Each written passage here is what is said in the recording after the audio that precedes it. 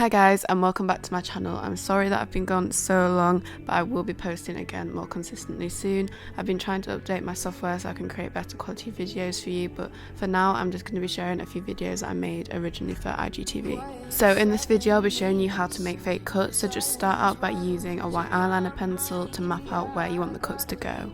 Taking a makeup wipe and wiping off any makeup on my eyebrows and just using some petroleum jelly and a spoolie brush to coat my eyebrow hairs so it creates kind of a barrier between my brow and the sculpt gel that we'll be using later so they don't all get ripped out because we don't want that. You can get away without doing this, but I would recommend it just to be on the safe side. So taking my sculpt gel from Mold Life, this is what I use to create the cuts. I'm just taking equal amounts of part A, B and C and then mixing these together on a palette.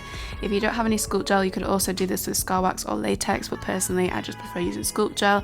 If you've never used it before though, I would definitely look up some videos on how to use it properly, as there is a few things you need to know about not contaminating any of the pots.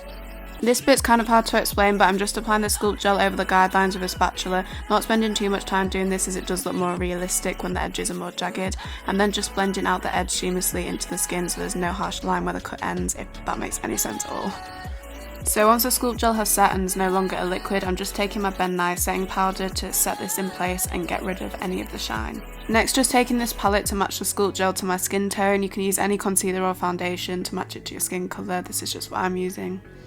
Taking my Skin Illustrator palette, I'm just using a mixture of the red tones to add some irritation to the cuts, and then switching to my Krylon cream paint palette when working near the eye area, as the Skin Illustrator palettes are alcohol based and you want to make sure you don't get any alcohol in your eyes, so I'm just using the red tones in this palette as well. You definitely don't need any fancy paint palettes when you're just starting out. You could even just use a red lipstick if you're wanting to do something like this for Halloween.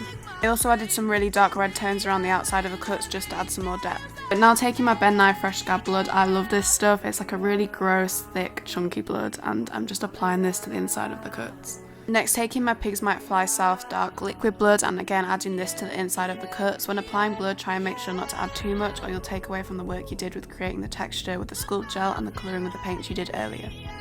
I normally go in with a makeup wipe after and remove some excess blood if I feel like I've applied too much, and I'm now just playing around with adding some splatters and drips until I'm happy with how it's looking. To finish off the look, I'm taking my Krylon Red Eye Blood. This blood is made specifically for your eyes, so it's completely safe. Please don't be going putting just regular fake blood in your eyes if you're going to do this. Also, if you're wanting to buy any of the SFX products I've used in this video, you can purchase any of them, including the eye blood, from the Makeup Armory, and you can also use my code RUBY to save some money. I really hope you enjoyed this tutorial, and if you did, don't forget to like, subscribe and comment any video ideas for what I should do in the future down below. Bye guys!